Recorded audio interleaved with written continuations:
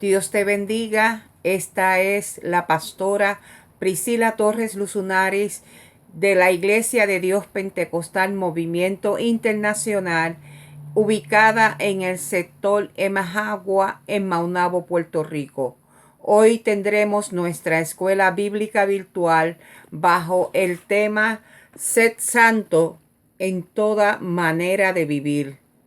Tendremos como base bíblica Primera de Pedro, capítulo 1, versículos del 1 al 9.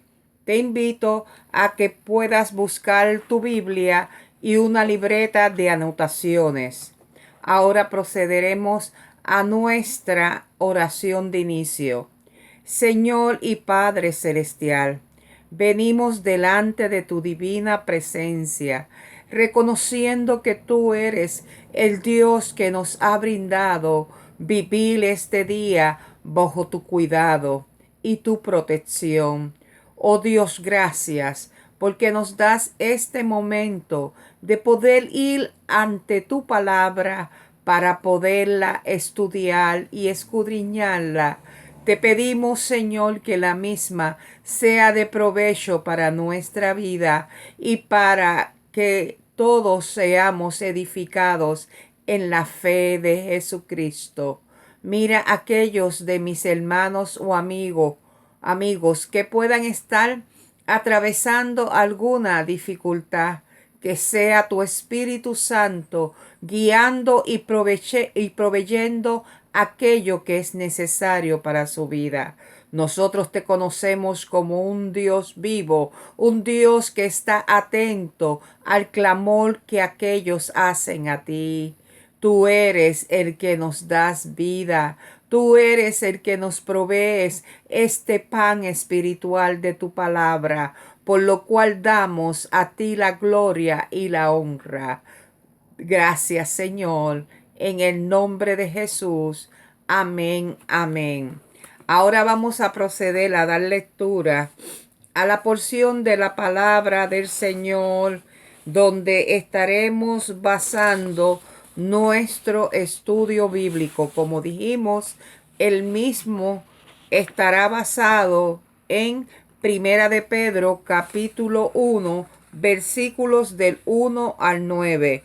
Lee así la palabra del Señor en el nombre del Padre, del Hijo y la comunión con su Santo Espíritu. Pedro, apóstol de Jesucristo, a los expatriados de la dispersión en Ponto, Galacia, Capadocia, Asia y Bitinia, elegidos según la presciencia de Dios Padre en santificación del Espíritu, para obedecer y ser rociados con la sangre de Jesucristo. Gracia y paz os sean multiplicadas. Bendito el Dios y Padre de nuestro Señor Jesucristo, que según su grande misericordia nos hizo renacer para una esperanza viva, por la resurrección de Jesucristo de los muertos, para una herencia incorruptible, incontaminada e inmarcesible, reservada en los cielos para vosotros, que sois guardados por el poder de Dios mediante la fe, para alcanzar la salvación que está preparada para ser manifestada en el tiempo postrero, en el cual vosotros os alegráis, aunque ahora por un poco de tiempo, si es necesario, tengáis que ser afligidos en diversas pruebas, para que sometida a prueba vuestra fe, mucho más preciosa que el oro, el cual, aunque perecedero se prueba con fuego, sea hallada en alabanza, gloria y honra cuando sea manifestado Jesucristo, a quien amáis sin haberle visto, en quien creyendo, aunque ahora no le veáis, os alegráis con gozo inefable y glorioso, obteniendo el fin de vuestra fe, que es la salvación de vuestras almas. Damos gracias al Señor por esta bendita palabra. Aleluya. En este trimestre de lecciones vamos a tener la oportunidad de evaluar las cartas universales, donde tendremos hoy nuestra primera lección basada en la carta que el apóstol Pablo le escribe a las iglesias ya mencionadas. Vamos a ver que las cartas tienen unos elementos en común, como lo es el saludo inicial, a quien se dirige la carta, el destinatario.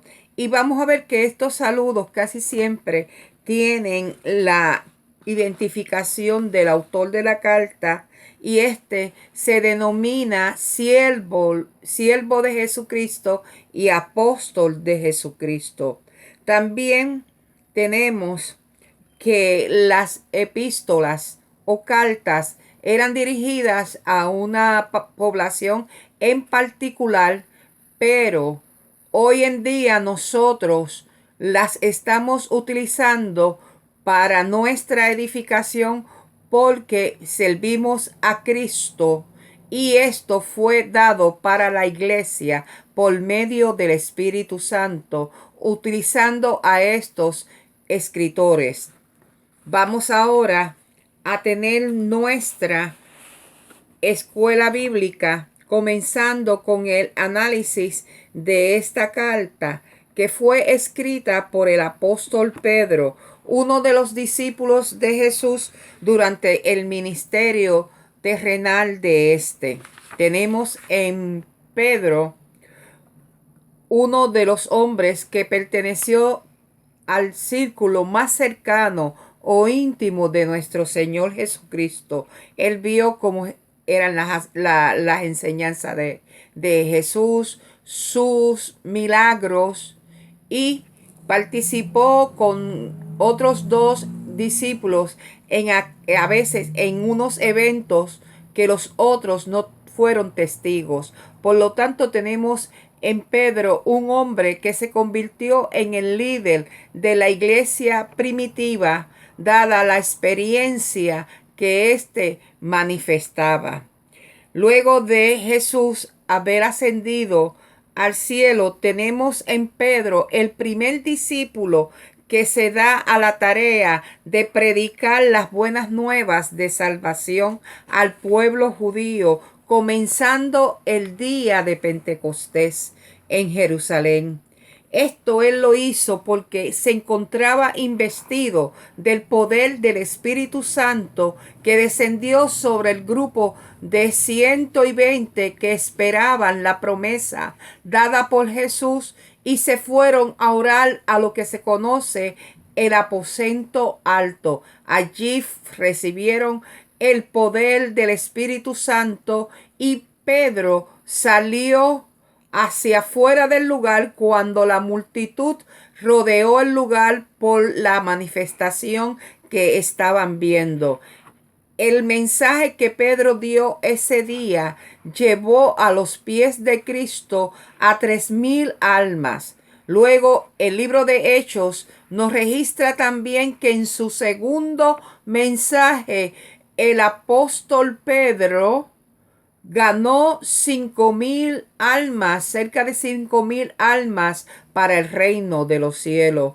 Teniendo este trasfondo de la vida de nuestro apóstol Pedro, vamos a ver los elementos importantes que componen este primer capítulo de su carta. Comencemos, ¿verdad?, con el saludo de la carta. Lo primero que nos debe llamar atención en el saludo es la forma en que Pedro se introduce. Comienza declarándose como apóstol de Jesucristo.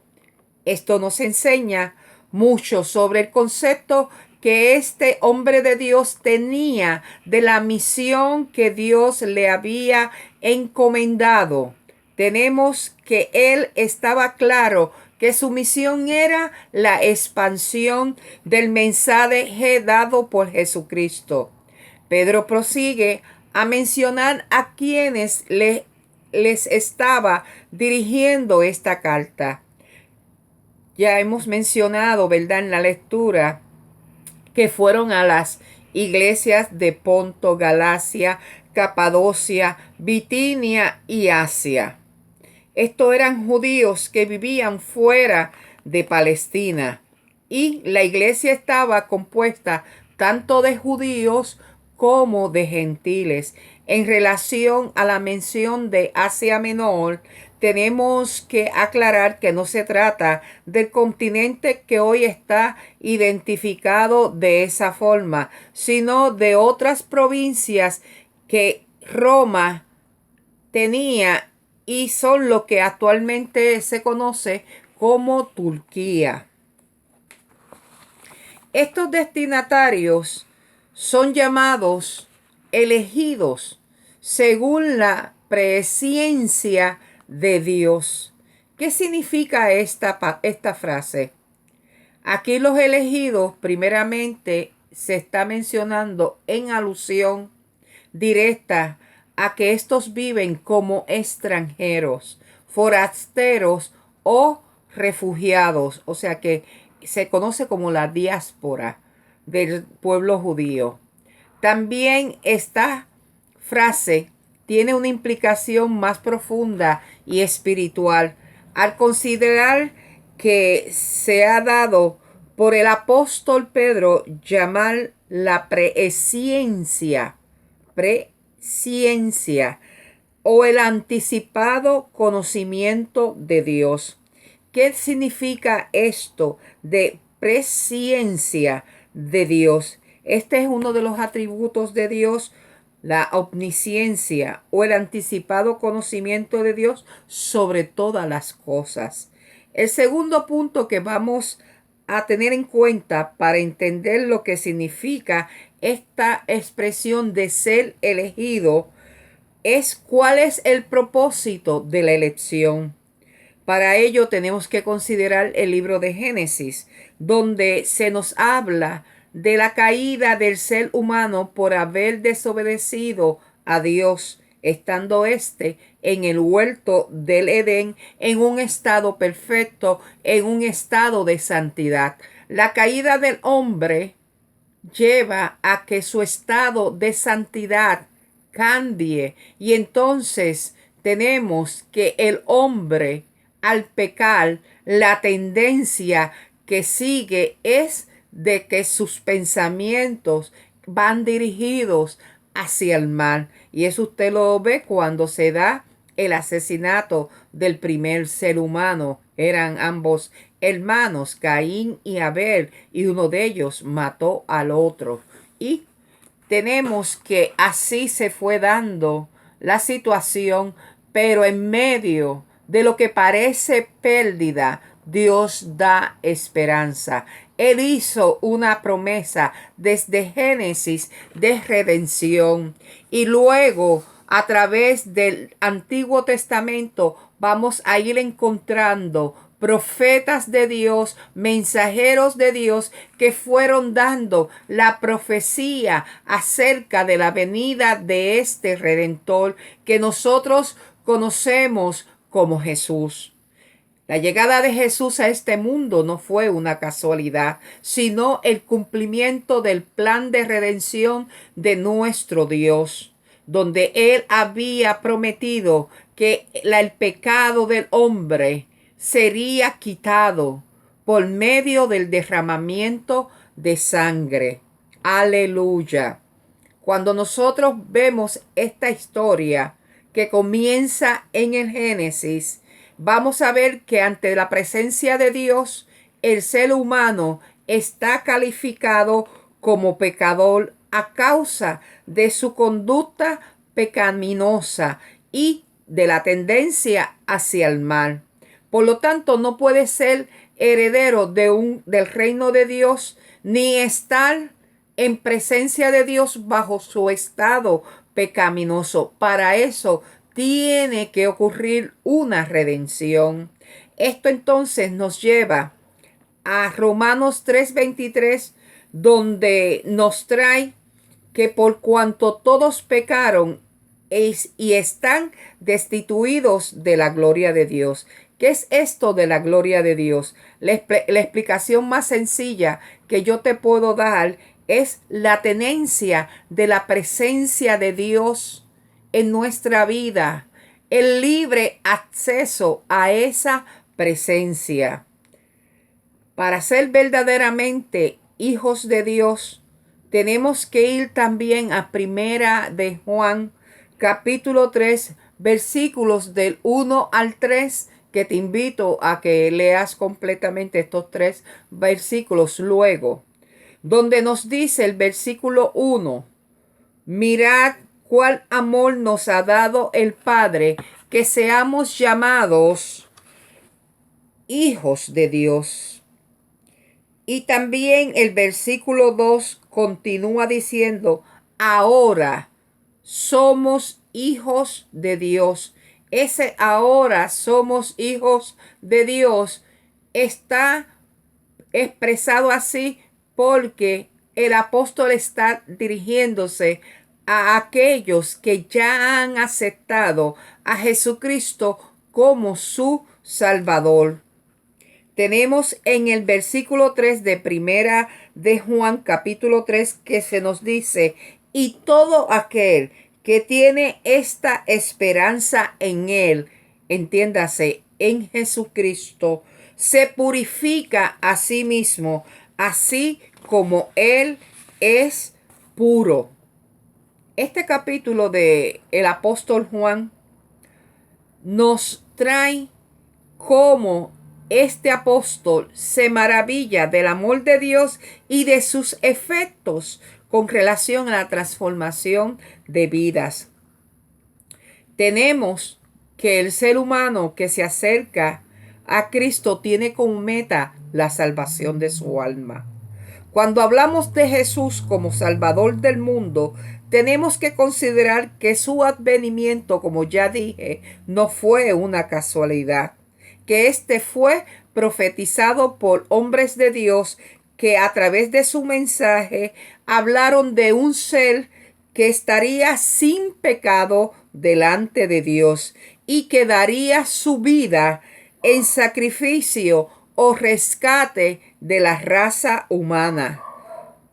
Tenemos que no tan solo se es verdaderamente hijo de Dios por aceptar la sangre de Jesucristo, sino también porque aceptamos y creemos en su resurrección que ocurrió al tercer día de haber estado en la tumba. Cuando el apóstol Pedro llama a los creyentes escogidos por Dios o elegidos, se refiere precisamente a los que pasan a ser verdaderamente hijos de Dios por medio de la adopción que trae la sangre de Cristo que nos limpia de todo pecado. Miremos que Dios no quiere que unos pocos sean salvos o que unos pocos sean los escogidos. ¿Por qué digo esto? Porque cuando tú escuchas el texto de Juan 3:16 nos dice, porque de tal manera amó Dios al mundo, que ha dado a su Hijo unigénito. O sea, que ese texto nos dice que la salvación, el plan de Dios de beneficiar es a toda la humanidad. Pero hay un detalle y es que cada ser humano tiene que aceptar en forma individual este don de Dios, esta salvación que Dios desde el principio de la humanidad manifestó cuando prometió que vendría un Salvador nacido de mujer. Así que cuando tú ves esta palabra de elegidos según la preesencia de Dios, nos habla del anticipado conocimiento que tiene Dios de que se le va a ofrecer mediante el mensaje de la proclamación del Evangelio de Cristo esta oferta de salvación a todo el mundo. Ahora le toca al individuo aceptar lo que Dios ofrece, porque el concepto que nosotros tenemos de lo que es la salvación vas a ir siempre ligado y hará referencia a la vida perfecta que Jesús tuvo aquí en la tierra. ¿Por qué hay que considerar la vida de Jesús? Porque Él fue el único ser que pudo llenar los estándares o los requisitos de Dios para que con su sangre derramada en la cruz del Calvario hubiese el pago, el rescate del ser humano. Él es el único que puede quitar el pecado. Jesucristo es el único mediador entre Dios y los hombres.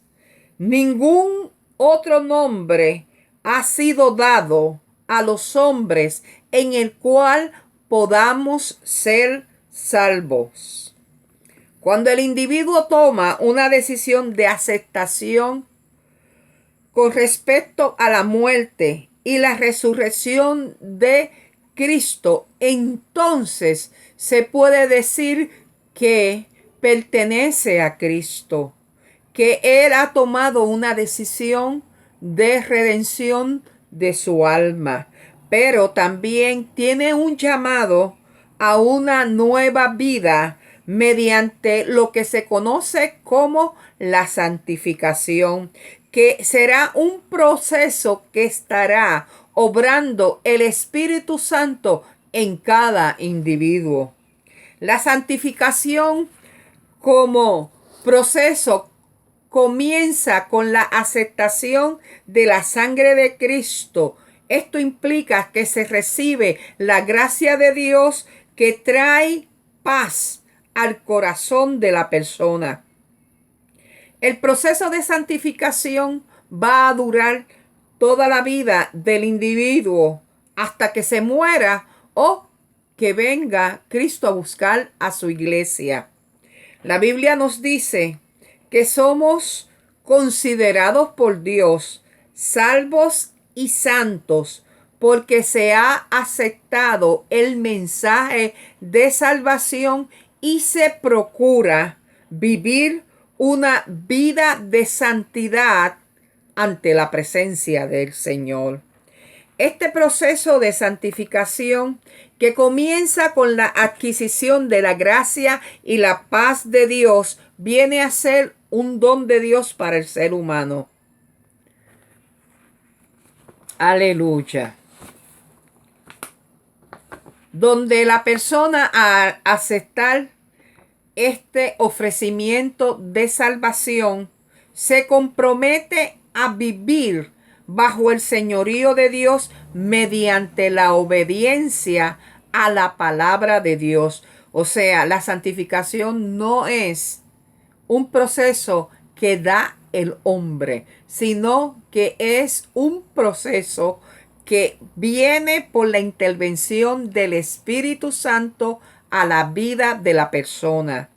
Hay que tener presente que Dios es santo y la palabra nos dice que sin santidad nadie verá al Señor. O sea, la santidad es otro de los atributos de Dios y esta característica es requerida para todos los verdaderos hijos de Dios. Nosotros por ahí escuchamos esta expresión que dicen, no todos son hijos de Dios. La palabra de Dios no establece eso. La palabra de Dios establece que el hombre al caer se convirtió en una criatura creada por Dios simplemente. Y lo que es ser verdaderamente hijos de Dios se da a través de aceptar al Hijo de Dios, al unigénito de Dios que se llama Cristo. Nosotros tenemos que tener esto bien claro. ¿Por qué? Porque estamos llamados a vivir a una vida que glorifique y exalte la presencia de Dios. Esta vida está llamada a abstenerse de prácticas y deseos que son contrarios a la ley de Dios, según está señalado en la Biblia. Cuando tú te dedicas a leer las cartas de los diferentes apóstoles que escriben, ellos traen qué es lo que a Dios agrada. Ellos escribieron inspirados por el Espíritu Santo. Por lo tanto, no es lo que cualquier hombre diga, lo que Dios acepta, es lo que está establecido en su santa palabra. El dar paso a los deseos carnales en la vida del ser humano es vivir bajo una ignorancia espiritual. Los deseos carnales desenfrenados atentan contra la tenencia de esa salvación tan grande que nos ha sido concedida como don de Dios. Dicha persona que muestra una conducta sin santidad demuestra que no se ha separado para vivir en la santidad de Dios, lo cual le impedirá que reciba la herencia que está separada en los cielos para todo aquel que cree en Cristo. El llamado que tiene todo creyente es a seguir las huellas de nuestro Señor Jesucristo, que fue resucitado y está viviendo a la diestra del Padre.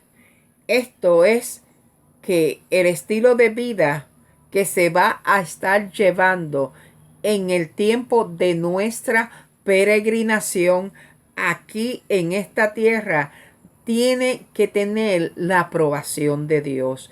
¿Y quién te hace sentir esa aprobación? El Espíritu Santo en tu vida que te va guiando. Y tú dirás, pero ¿cómo yo cojo esas instrucciones y lo traigo a mi diario vivir? Por eso es la importancia de la oración y la lectura de la palabra, porque cuando tú estás leyendo la palabra acciona en ti, dándote convicción de que eso que se está dando como consejo de la palabra puede ser aplicable a tu vida.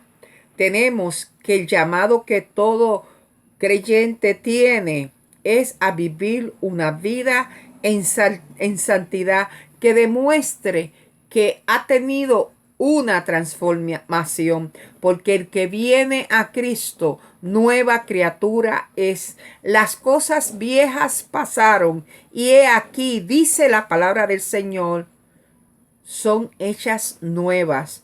Es como si tú fueses un bebé que ha vuelto a nacer y tienes oportunidad de hacer cosas nuevas en Cristo. Esta transformación será real bajo el mantenimiento de la fe en Cristo y de la esperanza de que llegará el día en que este cuerpo de carne será transformado en un cuerpo de santidad total, porque la palabra nos promete que lo corrupción será vestido de incorrupción y lo mortal será vestido de inmortalidad. O sea, nos está hablando de una transformación de estado y nosotros por la fe creemos a esta promesa y esta promesa nos permite vivir una vida que aunque haya sufrimiento, hay una esperanza mayor, que esta vida no es el final,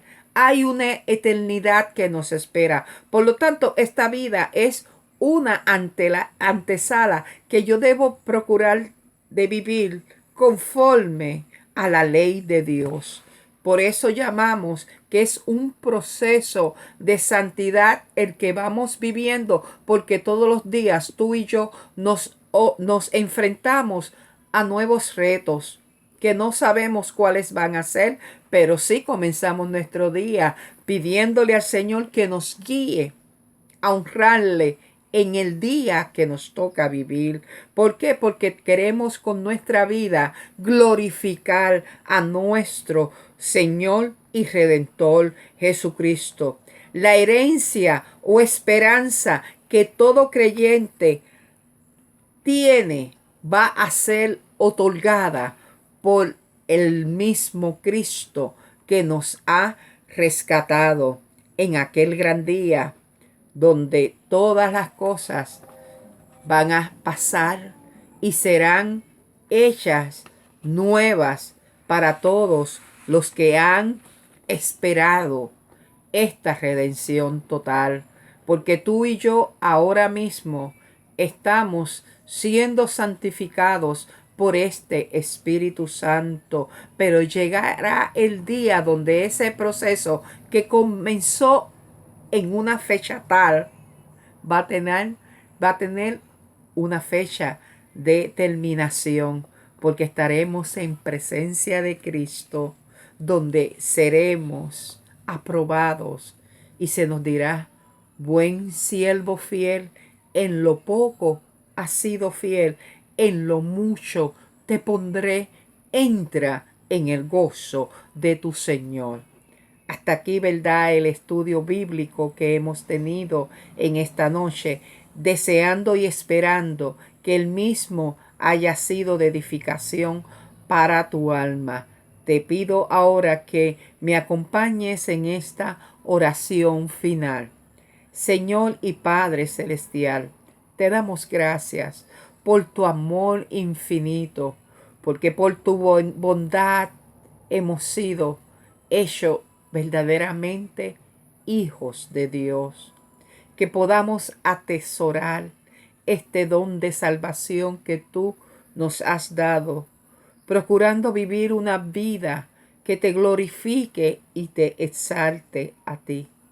Si alguno de mis hermanos en este momento se siente que no puede seguir adelante, yo te pido, Señor, que tú le des nuevas fuerzas, nuevos ánimos y tenga presente la esperanza bienaventurada que tiene cada creyente, que un día todo sufrimiento, todo dolor tendrá su final, porque seremos transformados como Cristo fue transformado y ascendió hacia los cielos. Tú eres el que nos das esa esperanza por medio de haber aceptado la sangre de Cristo que nos limpia de todo pecado. Si hay algún amigo que quiera en este día aceptarte, oh mi Cristo, como el Salvador y Redentor de su vida, yo te pido que la sangre de Cristo sea sobre él y nazca esa nueva criatura en ti. Damos gracias, Señor, porque tú llenas cada rincón de nuestra vida, de nuestra alma. Queremos serte fiel hasta el fin. Ayúdanos con la intervención de tu Espíritu Santo en nuestra vida. Te lo pedimos, oh Dios, en el nombre de Jesús. Amén, amén. Te quiero dar gracias por la atención que tú has tenido para esta servidora, y será para una próxima ocasión que estaremos teniendo contacto por este medio virtual. Dios te bendiga y prospere tu alma.